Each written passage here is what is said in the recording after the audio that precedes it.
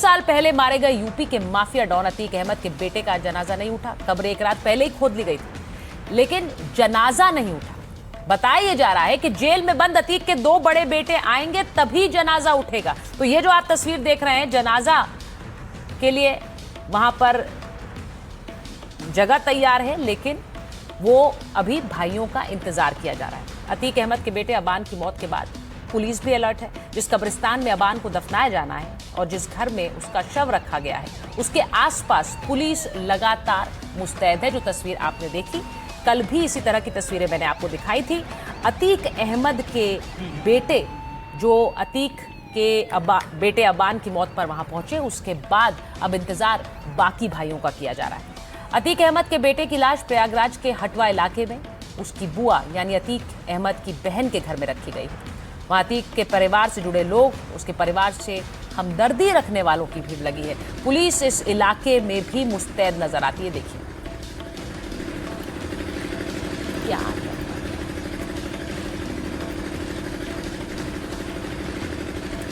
अब आपको बताती हूं कि अतीक का बेटा अबान कल सुपुर्दे खाक होगा।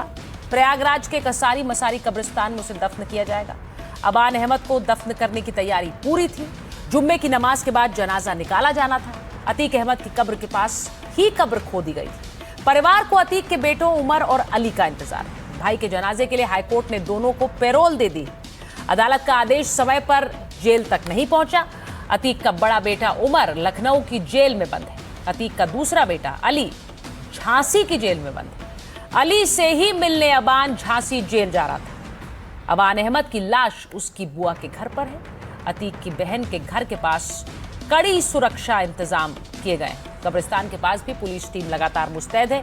पुलिस को अतीक की बीवी शाइस्ता की भी तलाश है और शायद बहुत से लोग वहां चर्चा कर रहे थे कि क्या अतीक अहमद की पत्नी शाइस्ता आएंगी बेटे के जनाजे पर। शाइस्ता बेटे के जनाजे में शामिल होने आ सकती हैं, ऐसा कयास लगाया जा रहा था, लेकिन शाइस्ता उमेश पाल हत्याकांड में आरोपी भी है और 2023 से फरार है। बेटे असद और पति अतीक की मौत पर भी शाइस्ता को नहीं देखा गया।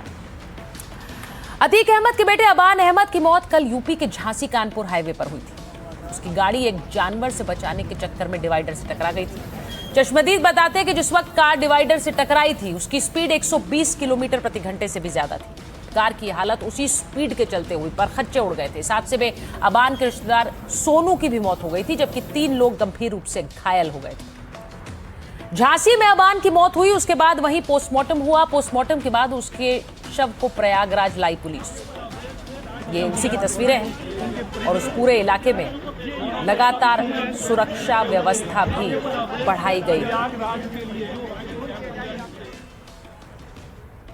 तो अतीक अहमद के 5 बेटे, जिनमें से एक को पहले ही एनकाउंटर में मारा जा चुका था, 2 जेल में हैं, जिनकी रिहाई का इंतजार है। सबसे छोटा बेटा अबान अहमद था, जिसकी कल मौत हुई। अबान की मौत सड़क हादसे में हुई, लेकिन समाजवादी पार्टी को इसमें साजिश दिखाई दे रही है। विधायक रविदास मेहरोत्रा ने बात घुमा फिरा कर कह ही दी। अतीक अहमद जो पूर्व सांसद थे, उनको पुलिस कस्टडी में पत्रकारों के सामने वार्ता करते हुए उनकी हत्या कर दी गई थी। अब उनके छोटे बेटे की दुर्घटना दिखा करके मृत्यु हो गई है और तमाम लोग ये आरोप लगा रहे हैं कि ये एक साजिश है। तो इस मृत्यु की जांच होनी चाहिए कि अगर इसमें कोई दोषी है तो उसके खिलाफ कार्रवाई होनी चाहिए। अगर कोई दोषी है तो उस पर कार्रवाई होनी चाहिए। अब अबान की मौत पर समाजवादी पार्टी के नेता बोल रहे हैं, साजिश का शक जता रहे हैं। ऐसे में अबान की मौत किस हालत में हुई और हादसे के तुरंत बाद क्या हुआ, यह जानना जरूरी है। अतीक अहमद का बेटा अबान अहमद कार की अगली सीट पर बैठा था। डिवाइडर से कार की वही साइड टकराई जिधर अबान था। टक्कर से अबान कार की सीट और बोनेट के बीच फंस गया। हाथ और पैर टूट चुके थे, सिर पर गंभीर चोट आई थी। हादसे के बाद लोग मौके पर पहुंचे, तब अबान जिंदा था। अबान के शरीर में भीतरी चोट थी, मुंह में खून भरा था, ये चश्मदीदों ने बताया। और चश्मदीदों ने यह भी बताया कि लोगों को देखकर अबान ने कहा कि मेरा नाम अबान है और मुझे बचा लो। इतना कहकर अबान बेहोश हो गया। उसकी हालत गंभीर थी।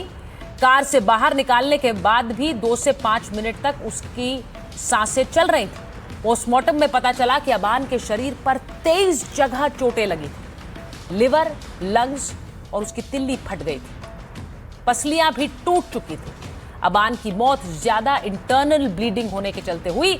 अबान के पीछे बैठे सोनू की मौत सिर की हड्डी टूटने से हुई।